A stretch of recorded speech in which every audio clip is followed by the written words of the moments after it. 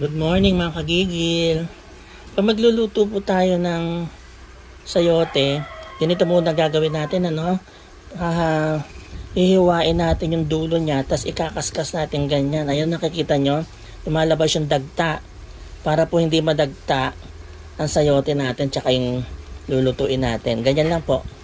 Yan, ikot lang na ikot. Ayun, ang dami dagta, Yan, ganyan lang po. Tapos kunin niyo yung dagta. Yan, dami, no? Yan, iwain lang po natin ng maninipis yung ating sayote. Magigisa po tayo ng sayote tsaka magpipirito tayo ng Gigi. Ganito po, yan, ganyan. Ganyan lang kanipis, ha?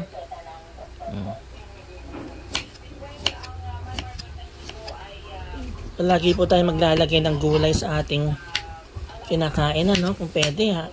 Every other day.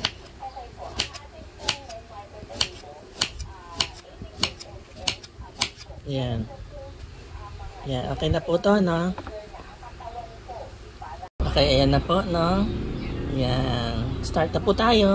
Good morning mga kagigil. Ayan, naka-ready na po yung lulutuin natin.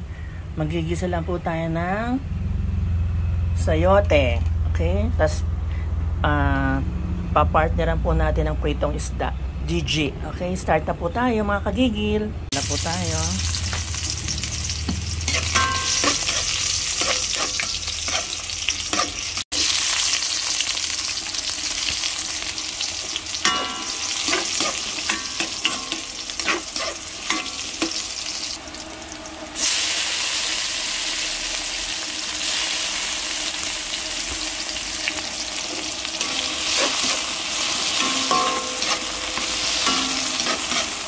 Tutuin po maigi yung kamatis, para lumasa siya talaga. Lagyan na po natin yung sayote natin. Sagita lang po sandali,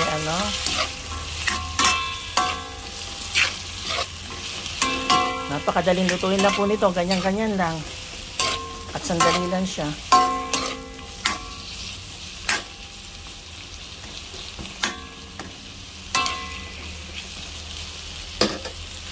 Maglalagay po tayo ng mainit na tubig,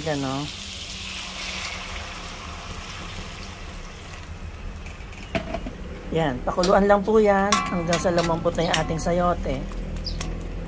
Yan, maglalagay po tayo ng pork cubes.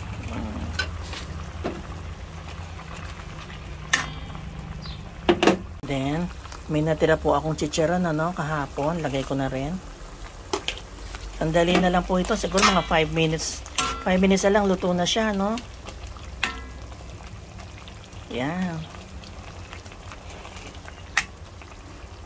Simmer na ng 5 minutes. Okay mga kagigil, tikman na po natin.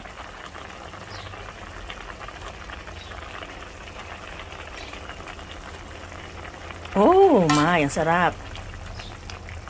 Mas masarap makaterno ng pritong galunggong. Ayan na po mga kagigil. Ayan na po yung ating ginisang sayote. Ito na ating pinritong galunggong. Yan.